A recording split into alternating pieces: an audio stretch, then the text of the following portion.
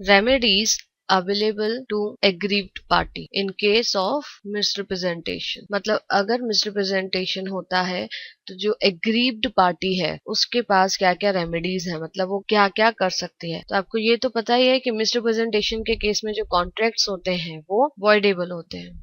अब उसी को ध्यान में रखते हुए हम फर्स्ट पॉइंट लेते हैं, वो है रिसाइन कर देना कॉन्ट्रैक्ट। अगर एग्रीड पार्टी चाहे तो कॉन्ट्रैक्ट को रिसाइन कर सकती है। रिसाइन का मतलब होता है कैंसिल कर देना। जैसे कि हम एक एग्जांपल ले लेते हैं, एक कंपनी है XYZ लिमिटेड, उसने अपने प्रोस्पेक्टस में लिखा कि इस कंपनी को एक स्पेशल एक्ट के द्वारा पार्लियामेंट से अप्रूवल मिली हुई है कि वो अपने जो ट्रेन्स है उसको वो रन कर सकती है स्टीम या मैकेनिकल पावर से। लेकिन एक चीज उन्होंने डिस्क्लोज नहीं की, वो ये कि एक और बोर्ड है, बोर्ड ऑफ ट्रेड। चाहे पार्लियामेंट ने अप्रूव कर दिया है बट बोर्ड ऑफ ट्रेड को भी अप्रूव करना जरूरी था, जो कि अभी अप्रूवल पेंडिंग थी। लेकिन क्योंकि वहां के डायरेक्टर्स को लगा कि जब पार्लियामेंट ने अप्रूव कर दिया है तो ऑब्वियस सी बात है बोर्ड ऑफ ट्रेड भी अप्रूव कर देंगे। तो ये सोच के उन्होंने प्रोस्पेक्टस में लिख दिया कि हाँ जी उन्हें पावर मिली हुई है कि वो ट्रेन को रन कर सकते हैं या स्टीम से या फिर मैकेनिकल से। और इस बेसिस पे पब्लिक है, नॉर्मल पब्लिक, उन्होंने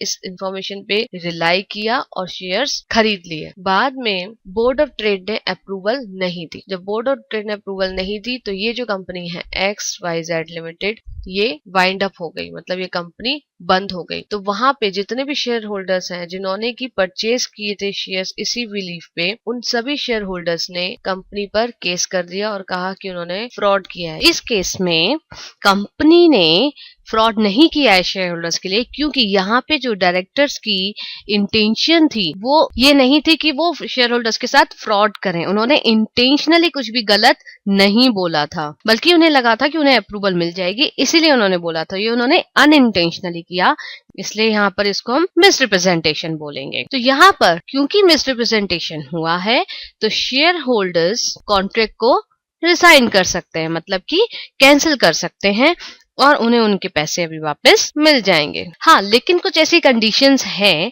जहां पर की जो एग्रीव्ड पार्टी है वो कॉन्ट्रैक्ट कैंसिल नहीं कर सकती, और वो केसेस हैं ऑर्डिनरी डिलीजेंस है। मतलब अगर एग्रीव्ड पार्टी जानबूझकर, उसे पता है कि ये गलत बोल रहा है, फिर भी उसके तौर पे रिलाई कर लेती है, तो वहां पे वो बाद में आगे चल के ये नहीं कह सकती कि जी मेरे साथ फ्रॉड हुआ है या मिसरिप्रेजेंटेशन हुआ है, और वो कॉन्ट्रैक्ट कैंसिल नहीं कर सकती। सेकंड है कि एग्रीव्ड पार्टी को पता है कि ये गलत है, फिर भी वो उसे इग्नोर कर दे, उस मिसरिप्रेजेंटेशन को इग्नोर कर दे और कॉन्ट्रैक्ट में एंटर कर ले, तो यहाँ पर भी बाद में वो ये नहीं कह सकती जी उसने मेरे साथ मिसरिप्रेजेंटेशन किया है। थर्ड है पार्टी को, एग्रीड पार्टी को मिसरिप्रेजेंटेशन के बारे में पता चल जाता है, लेकिन वो सोचती है कि चलो इससे मैं कोई और बेनिफिट ले लूंगी आगे चल के, तो इस केस में भी कॉन्ट्रैक्ट बाद में कैंसिल नहीं हो सकता। और फोर्थ होता है जहां पर की कोई और इनोसेंट पार्टी, मतलब यहाँ पे बात हो रही है थर्ड पार्टी की, थर्ड पार्टी जो कि इनोसेंट है, उसे नहीं पता पहले ये मिसरिप्रेजेंटेशन से एग्रीमेंट बन चुका है और जो सब्जेक्ट मैटर है वो लिया गया है। तो थर्ड पार्टी ने अगर एक्वायर कर लिया है उस सब्जेक्ट मैटर में कोई भी राइट और उसके लिए वो कंसिडरेशन भी दे चुकी है,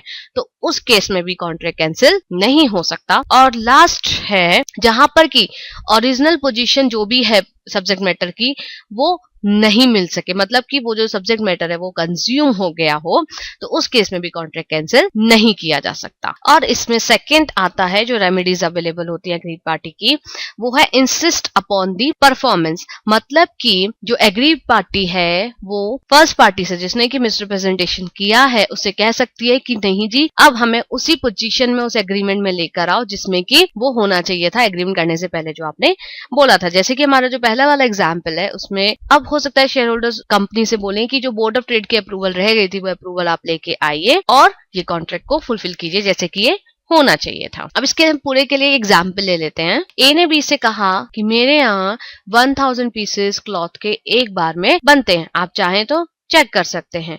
बी फैक्ट्री में गया, उसने जाके चेक किया। अब वो चाहता था ऑर्डिनरी ड्यू डिलिजेंस से बिल्कुल ठीक से देख सकता था कि हाँ जी गलत तो नहीं बोल रहा है क्या है, उसने नॉर्मली ऊपर ऊपर से देखा और ओके कर दिया। लेकिन बाद में पता चलता है कि नहीं उसके यहाँ तो सिर्फ 800 पीसेस बनते हैं, तो यहाँ पर बी कॉन्ट्रैक्ट कैंसिल नहीं कर सकता है। क्यों? क्योंकि ए ने उसे पूरा मौका दिया था कि वो चेक कर सकता था, ये उसने चेक नहीं किया, ये उसकी इग्नोरेंस है बी की, इसीलिए अब ये कॉन्ट्रैक्ट वॉइड नहीं हो सकता और ये नहीं कहा जाएगा कि ए ने बी के साथ फ्रॉड किया है या मिसरिप्रेजेंटेशन किया है, क्योंकि बी को पूरा चांस मिला था, वो जाके देख सकता था, उसने ठीक से नहीं देखा, तो ये बी की गलती है। तो इस केस में कॉन्ट्रैक्ट कैंसिल नहीं होगा।